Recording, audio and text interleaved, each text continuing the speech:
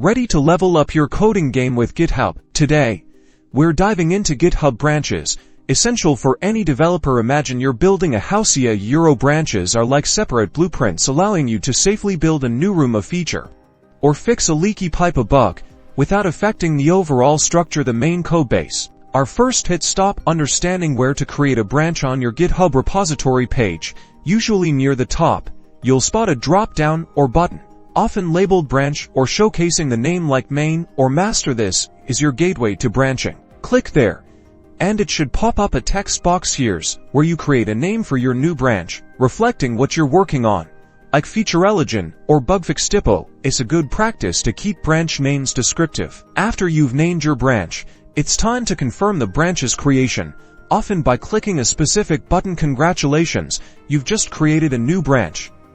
Think of it as a separate workspace where you can safely experiment with changes, additions, and modifications to your project without interrupting the main line, usually the default main branch. Now, the fun part: start coding.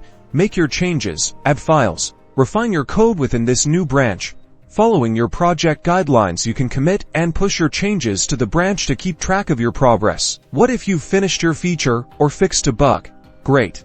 You'll typically use the pull request functionality, which is a request to merge your changes from your branch back into the main codebase. This initiates a review process where other developers or yourself can assess your work and propose changes. Approving the pull request then merges your branch's changes.